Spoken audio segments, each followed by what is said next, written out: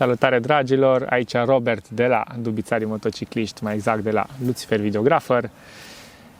În spatele camerei, ca de obicei, se află Iasmina și astăzi vom vorbi despre câteva produse foarte faine de la Redodo, mai exact de la Redodo Power.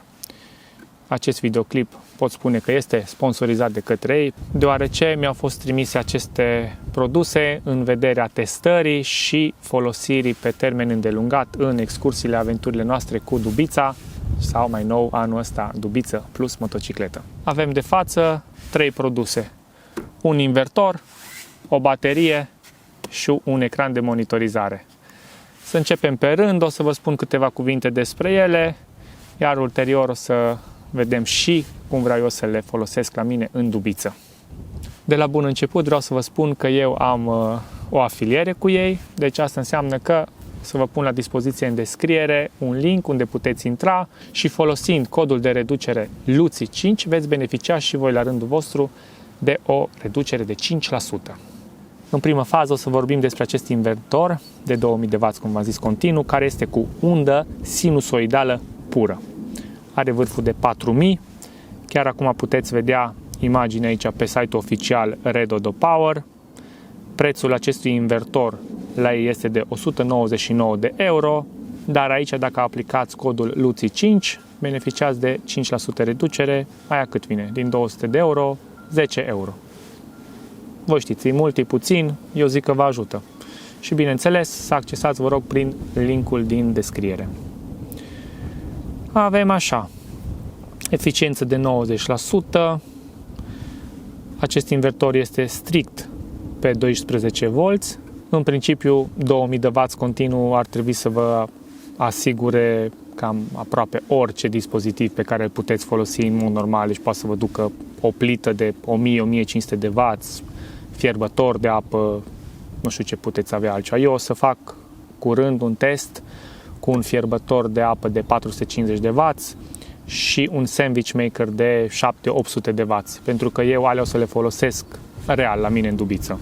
Ce e foarte fain că acest invertor are monitorul lui integrat, se poate monta, vine direct cu o telecomandă din asta pe fir pentru on-off, în cazul în care îl puneți undeva de nu aveți acces ușor să-l porniți și să-l opriți. Vine cu un cablu lung și se poate pune oriunde în mașină și doar porniți și reporniți de la buton. Invertorul vine și cu 2 ventilatoare, are o răcire bună, are protecție de supratensiune, subtensiune, temperatură ridicată, suprasarcină, asta pentru a proteja dispozitivul. Am deschis și cărticica lui, iar aici ne mai sunt trecute câteva detalii, printre care are 4 kg, dimensiunea este de 32 de cm pe 18 pe 10. Deci destul de măricel, dar asta înseamnă că are componente de calitate în el. Dacă e fulg, ce poate să aibă în el? Nimic. Vedem că are 2 prize la 220, avem 2 USB-uri, 5V, 2,4 A. Aici vine conectat și telecomanda de care vă ziceam. Aici este butonul de on-off. Și bineînțeles că aici mai avem o mufiță, un fir mai micuț pentru împământare. Asta în cazul în care sunteți undeva la o cabană sau așa, atunci e bine să aveți pământare. Pe mașină cam greu. Nu te poți opri de fiecare dată să ai un metal și tot timpul să-l înfigi unde stai parcat. Aici, cum v-am zis, cele 2 ventilatoare și bornele plusul și minusul. Cam atât. Are 4 prinderi. Ne scuzați că bate vântul. Doar așa am găsit disponibilă ziua de astăzi, cu acest vânt și cu soare. Dar e ok, ne descurcăm, nu? Nu ne sperie vremea. Să trecem la baterie. Este o baterie din gama mini, adică cu dimensiuni reduse, 26 de cm lungime, 22 înălțime, 13 grosime. Este de 12 V, LiFePO4, 100 de amperi, adică 1280 de Wh. Are o greutate undeva în jur la 9 kg, cred că. Și acum să vă arăt și pe ecranul telefonului, o să vă las aici afișat câteva detalii. Uitați pozele oficiale de la ei, de pe site, de pe Redodo Power. Prețul acestei baterii este de 260 de euro. Dacă aplicați reducerea LUCI5, o să aveți o reducere de 5%. ai undeva la aproape 15 euro reducerea. E fain că aceste baterii pot fi montate aproape literalmente oriunde, în dubiță, în căbănuță, pe bărci, o grămadă de utilități poate să aibă. Este echipată cu BMS, adică are acel Battery Management System, care are grijă de celulele bateriei să fie încărcate cum trebuie, să fie protejate la supratensiune, la subtensiune și așa mai departe. Acest model de baterie poate să fie extins până la 4 bucăți în serie sau în paralel. Cei de la Redodo spun că bateria asta o să aibă o viață lungă. Ei oferă garanție de 5 ani, dar după cum putem vedea aici în descriere, ne garantează între 4.000 și 15.000 de cicluri de încărcare. Aia vine undeva la vreo 10 ani de folosire zilnică. Singura chestie ce este bine de ținut cont, nu vă cumpărați o baterie LiFePO4 pentru a o folosi la pornirea mașinii. După cum putem vedea aici, scrie clar, nu este potrivit pentru utilizarea bateriei ca pornire sau pentru mașinuțele alea de golf. E foarte indicat de folosit cum facem noi, în dubiță, în căbănuță, punem la un sistem din ăsta de panou solar cu MPPT, poate fi încărcat cu încărcătoarele speciale care le găsiți la ei pe site, cele de 10 A sau 20 A la o priză de 220. Se pot pune sistemele alea de încărcare la alternatorul mașinii. Deci sunt câteva variante și opțiuni de încărcare și utilizare a acestor baterii. Eu, cum v-am spus, o voi folosi în dubiță, o să am încărcare de la panou solar prin MPPT și cam asta o să fie sursa mea principală de încărcare. Vreau să vă prezint câteva detalii de aici din cărticica oficială. Curentul recomandat pentru a fi încărcat, exact cum vă spuneam mai înainte, este de 20 de amperi. Putem încărca sau descărca maxim cu 100 de amperi, adică cu capacitatea bateriei, dar se poate descărca pentru o secundă, adică strict vârful, până la 400 de amperi. În caz de aveți un impuls, aveți un invertor mare și trebuie chiar la pornire sau ceva, e ok.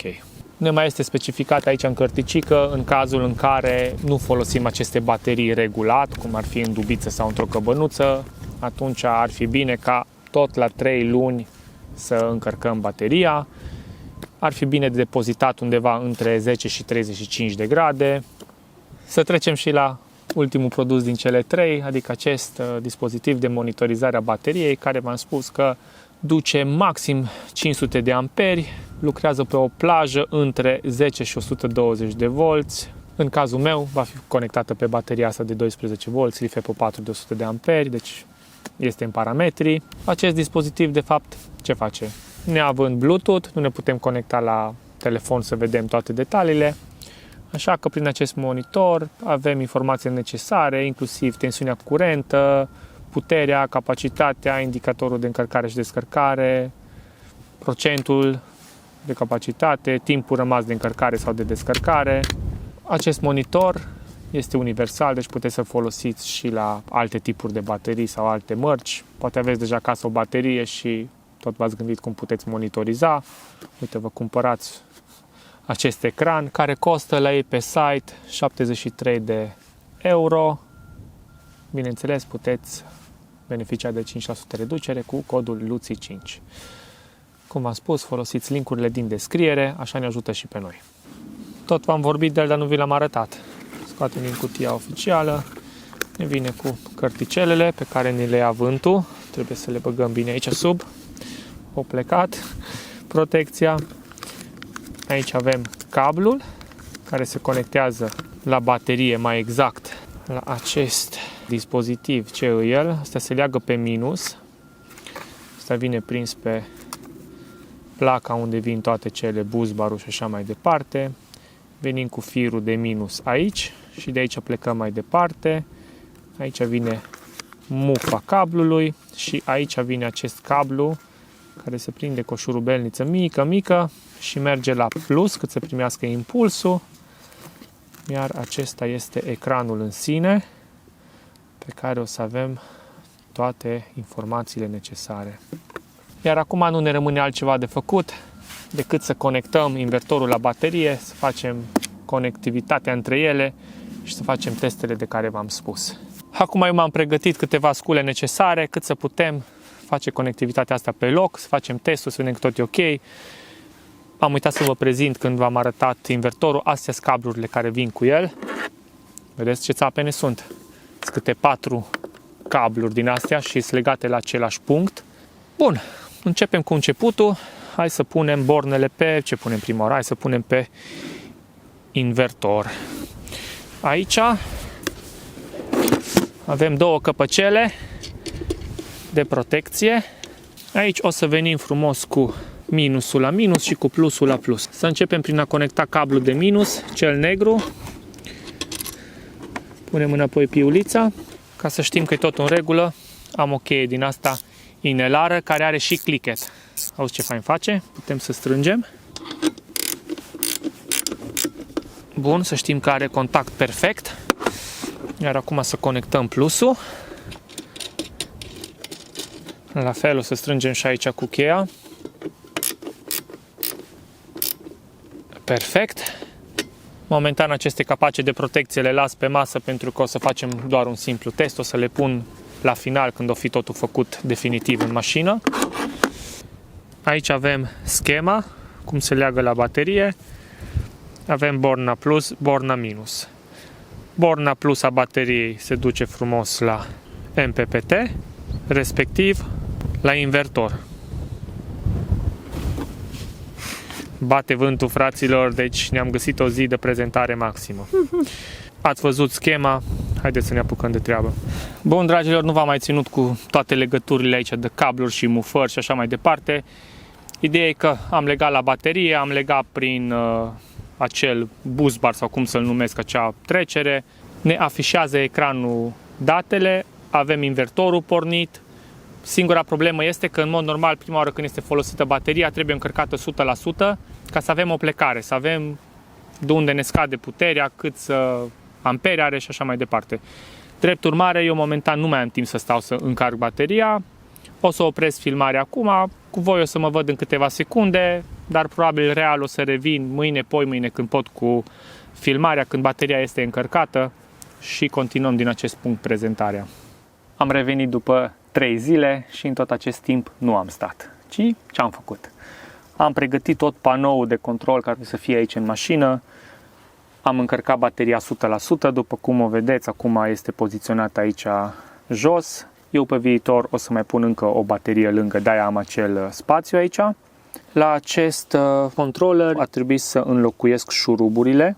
Am legat minusul aici, am plecat cu minusul mai departe la bus bar și la acest controller eu a trebuit să înlocuiesc aceste 2 șuruburi, să pun de 8 în loc de cele care sunt de fabrică, cum ar veni de 10, pentru că nu mânca papucii. Și am preferat să înlocuiesc șuruburile în loc să schimb papucii peste tot. Aici avem firicelul de plus care vine aici la întrerupătorul general care vine de la plusul bateriei. Aici avem acest cablu care vine la ecran. Imediat o să-l și conectăm. Iar aici, din aceste 2 busbaruri, am plecat cu minus și cu plus la invertor. Am folosit cablurile originale ale invertorului și acum e timpul să-i dăm drumul la instalație. Sincer vă zic, e prima oară când conectez și dau drumul, nici măcar de test nu am dat. Da, avem curent. Pe controllerul ăsta de MPPT deja vedem voltajul 13,2 și ne arată că avem 22 de grade, deci o zi faină. Bateria este full. Momentan panoul solar nu mi este cuplat. Aici mă arată mie 4,3 kW că am cumpărat acest MPPT și a rămas, cred că, toată istoria care a folosit-o el, toate datele. Iar acum să facem configurarea monitorului. Introducem mufa și ecranul a pornit. În primă fază trebuie să setăm aici capacitatea bateriei, adică 100 de amperi și voltajul în momentul în care este full încărcată. Din ce am citit în carte, vă las acum pe ecran să vedeți aici, ținem apăsat lung și intrăm în meniu. Aici trebuie să setăm 100 de amperi, din câte văd deja este trecut 100 acolo. Iar aici la partea de voltaj o să trecem, eu așa cred că e 13,3 volți, pentru că atâta e bateria maxim încărcată. Sincer, am mai urmărit un clip pe internet, pe YouTube și tipul de acolo a băgat 14,2. Dar full, din punctul meu de vedere, este bateria full încărcată. Ea full încărcată stă la 13,3. 14,2 are în momentul încărcării. Nu știu, eu o las așa și vedem. Bun, sincer vă zic că nu am înțeles exact încă cum funcționează. Ideea e că ne afișează 100 de amperi și că este 100%. Momentan, fără niciun consumator, doar MPPT-ul, avem 0,60 de W consum. Aici avem și 0 voltage. Aici la mine la baterie, în cartea bateriei, când arată că ar fi 0, între 10 și 12 volți. Deci eu aș trece sincer aici 10,5 volți. 10,5. Și la power off, la cât vrei să decupleze, eu nu o setez nimic acolo. Și mai avem alarmă, la ce voltaj să ne piuie că e problemă. Hai să zicem aici amperi, câți amperi să ne mai rămână în baterie. Hai să zicem 20 de amperi dacă ne mai rămâne în baterie, să înceapă să piuie că e spre final. Și acest Aten, nu știu exact ce e, m-am spus că am uitat și la alte clipuri și nici ceilalți nu știau să zică exact ce e aici. Bun, avem setat capacitatea bateriei când este full 100 de amperi, voltajul la full, așa consider eu că e 13,3, nu 14,2, poate greșesc eu. Vă rog să-mi lăsați în comentarii măcar să știu să-l setez data viitoare în regulă. 0 voltage, eu am pus 10,5. Power off să se oprească, nu am setat nimica. Și am pus la 20 de amperi când mai rămâne în baterie să am o alarmă. Și acum să pornim invertorul. Hai să las ecranul aici, ca să-l și vedem. Pentru a porni invertorul avem două variante. Ori butonul on-off direct aici, sau se poate lega această telecomandă, cum v-am spus, pe fir. O trageți oriunde, de obicei multă lume aceste invertoare și le pun undeva sub pat și nu au acces. În moment în care te conectezi cu cablu și îl pornești. De dragul testului, hai să-l conectez ca să vedem dacă și funcționează. Introducem un capăt aici, iar celălalt aici. Eu bineînțeles că nu o să mi-l montez niciunde pentru că nu-i văd rostul având butonul aici, dar hai să vedem dacă pornește. Da, avem butonul de status verde, invertorul a pornit și a început să ne afișeze.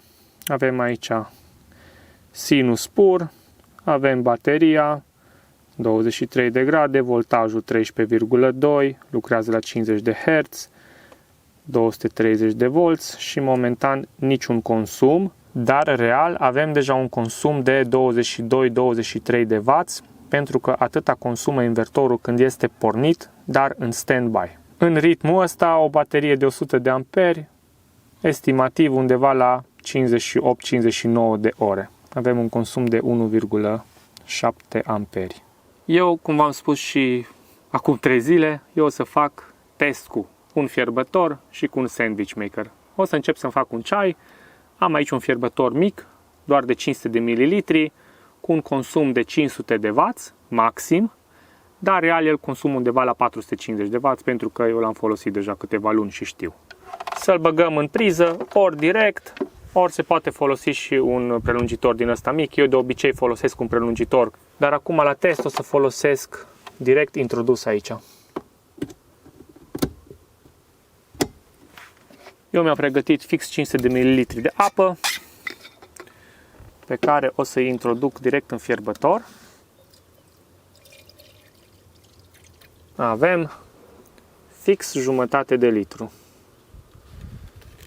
Îi punem capacul înapoi, conectăm aici fierbătorul.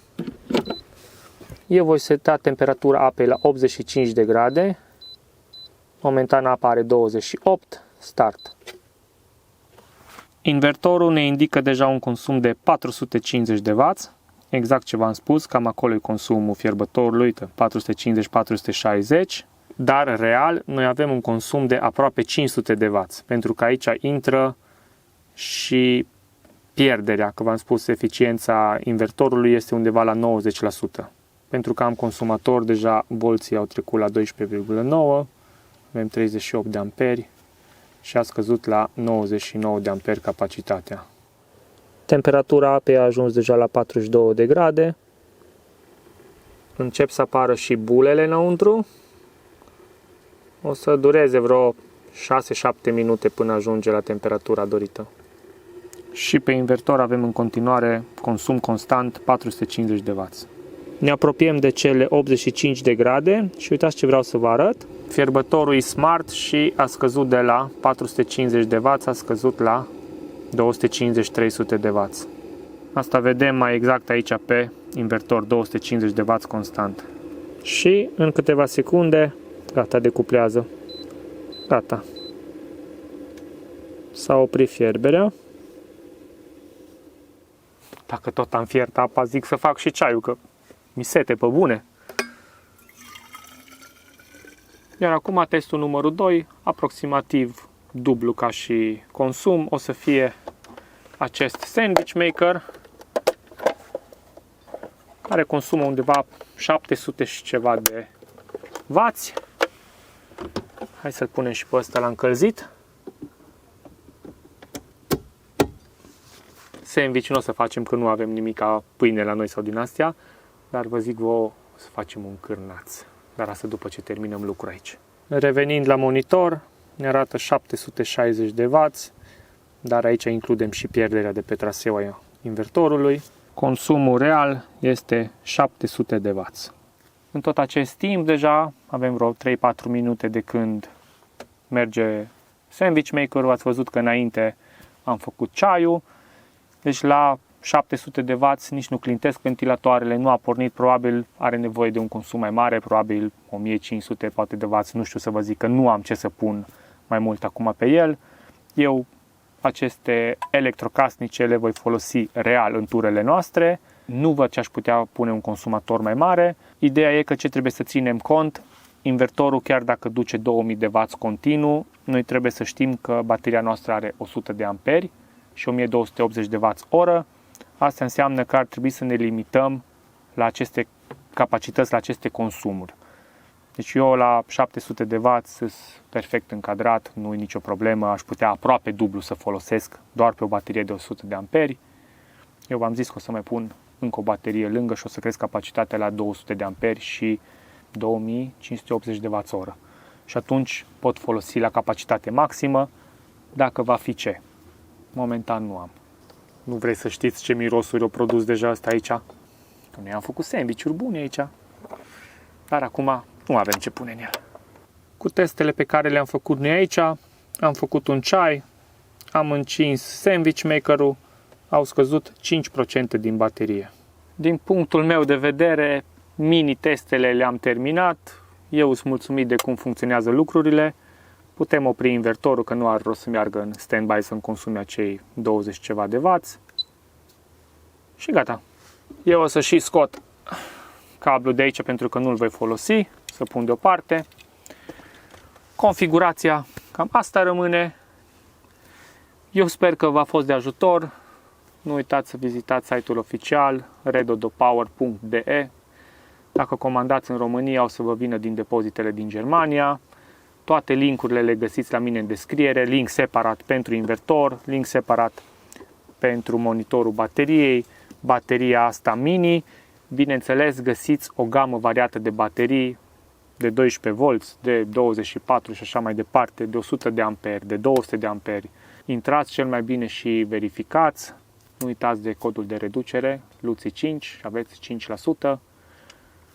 Eu nu pot decât să vă mulțumesc atât vouă cât și celor de la Redodo pentru încrederea acordată și pentru ajutor. Pentru noi chiar este un real ajutor, pentru că am ajuns la niște investiții destul de consistente pentru bugetul nostru și invertorul, bateria și tot ce avem aici ne ajută enorm. Stați pe aproape, dragilor, pentru că în următoarele episoade o să venim cu feedback-uri reale, o să folosim bateria, invertorul și toate astea aproape zilnic la un moment dat, dar până reușim să plecăm în lume, mai avem de muncit. Să ne vedem sănătoși și vreme bună și curent continuu. Ciao!